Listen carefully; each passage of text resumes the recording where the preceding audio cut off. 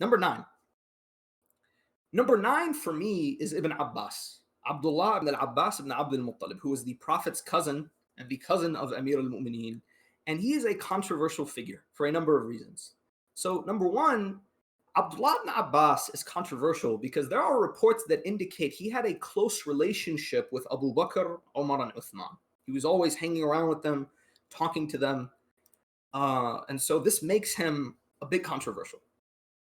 Number two, the other reason why Abdullah ibn Abbas is controversial is because there are narrations from Abdullah ibn Abbas in matters of tafsir and fiqh that run contrary to the ahadith of the Ahlul Bayt, alayhim salam. Number three, there is an incident with Abdullah ibn Abbas where it is said that he robbed the treasury of Basra. So these incidents have led some people to cast doubt on the loyalty and the integrity of Abdullah ibn Abbas. What do I say from my research? Firstly, regarding his close relationship with Abu Bakr and Umar, we know that Salman and Ammar were made governors by Umar ibn al-Khattab. So being around these people does not necessarily mean you supported their regime. It means you were trying to look out for Islam.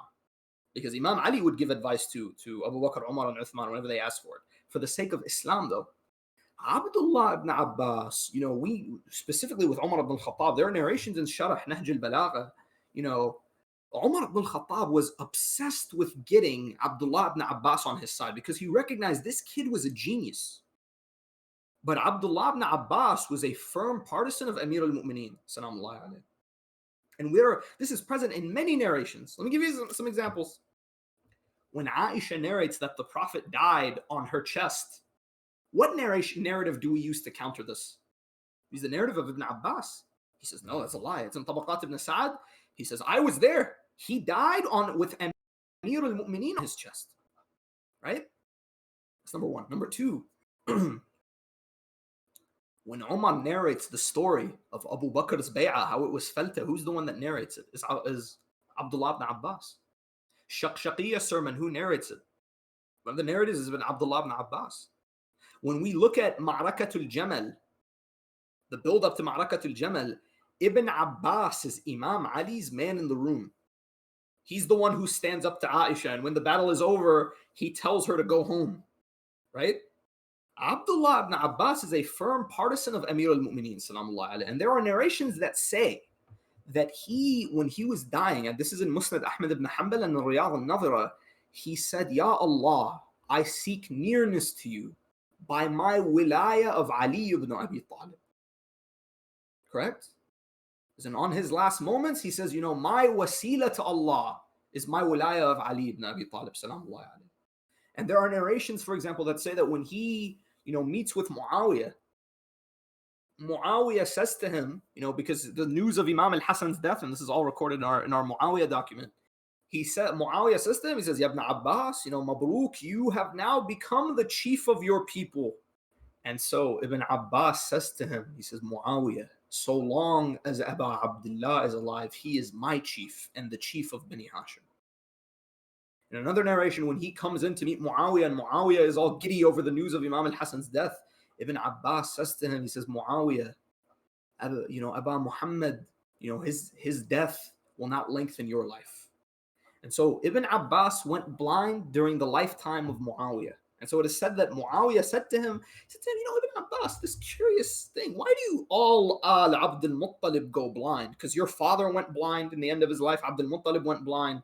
And so Ibn Abbas smiled. He says, Muawiyah, right? Alhamdulillah, we, lose our eyesight, but we don't become blind in our hearts like you. Some people, Allah has made them deaf, dumb, and blind.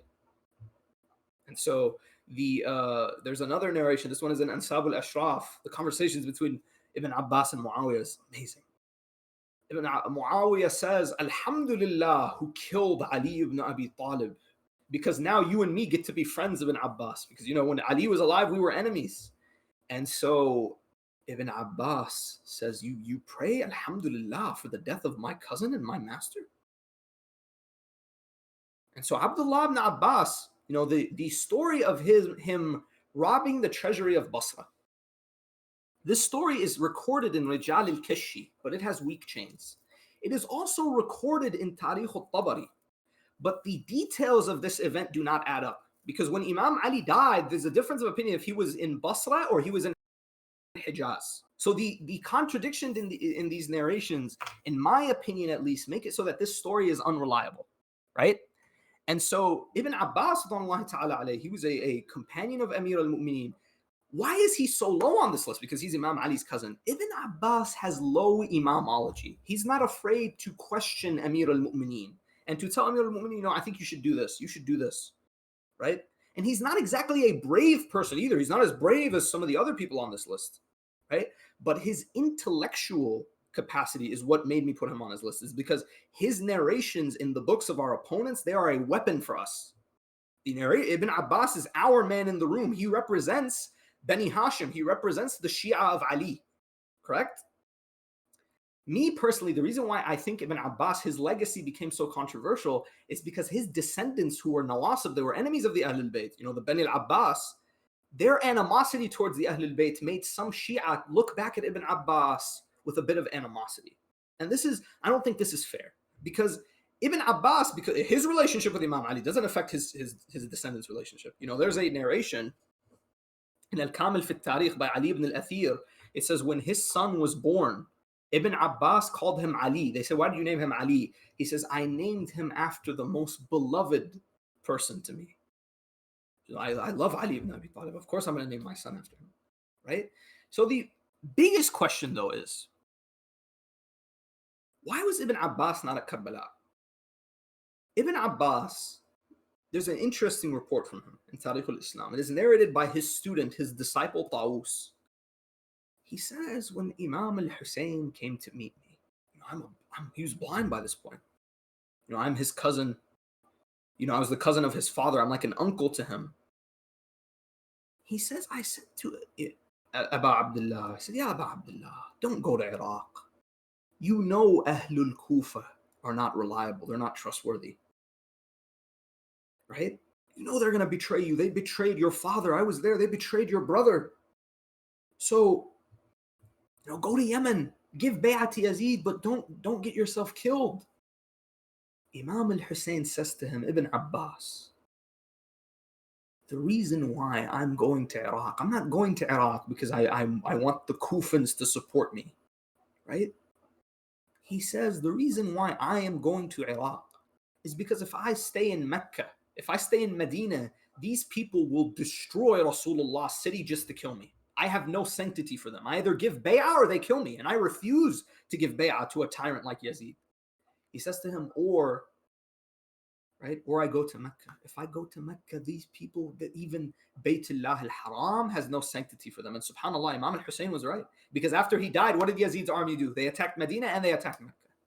So he says to him, Ibn Abbas, I am going to Iraq because I don't want to, I don't want to be killed and violate the sanctity of Mecca and Medina. That's why Imam al-Hussein went to Iraq. A lot of people, they have this idea. Imam al-Hussein went to Iraq because he thought the Kufans were going to help him. He genuinely believed everyone and their mother knows that Ahl al-Kufa are unreliable, but Imam al-Hussein doesn't. Imam al-Hussein has no idea, right? Imam al-Hussein knows. He narrated himself. He's like, Sadaqa Rasulullah, that I will be killed in Ard al-Taf, in the Sahara of Nainawa, right? He knows. So why did he go? He's not going there looking for power. He's not going there because he thinks he can defeat Yazid militarily, politically. Imam al-Hussein went to Karbala because he knew that if I stay here, I put these innocent people in harm's way, and I'm not willing to do that. But you know who was willing to do that? Ibn Zubayr. Ibn Zubayr was willing to try to hide behind the Kaaba, and he put the Baytullah al-Haram in danger. And so when Ibn Abbas, towards the end of his life, he's famous for his rivalry, his animosity towards Ibn Zubayr. Ibn Zubayr hates Amir al-Mu'mineen and his family. He hates the people who defeated him, who humiliated his aunt and his father. His father Zubayr was killed at Ma'arakatul Jamal. He hates these people. Ibn Abbas and Ibn al-Hanafiya were at the Battle of Jamal. They fought against him. And so now Ibn Zubayr is the king. Now he's in power. There's a narration from Abdallah Ibn Abbas. He says, I've never seen anyone more suited for kingship than Muawiyah. He's perfect. Like, as a king, Muawiyah is perfect as a king. He kills people. He does this. He gives out money. He's well built to be a king. He's not like that idiot Ibn Zubayr, who's stingy, who's, he has an anger issue, I think is what one of the things he says. Right? He talks, it's like, dude, how bad of a person do you have to be to where Ibn Abbas, like, dude, Muawiyah would be a better ruler than this guy. Muawiyah was a better king than Ibn Zubayr. Ibn Zubayr, him and Ibn Abbas, their animosity is famous until eventually it reached boiling point. Ibn Abbas used to tell people that mut'a was halal. Ibn Zubayr, being the grandson of Abu Bakr, and he comes from that side, he used to tell people it's haram. Brings in Ibn Abbas. Urwa ibn Zubayr, Mundhir ibn Zubayr, Mus'ab ibn Zubayr, all the Zubayri's sons, they're there. Ibn Abbas, this blind old man.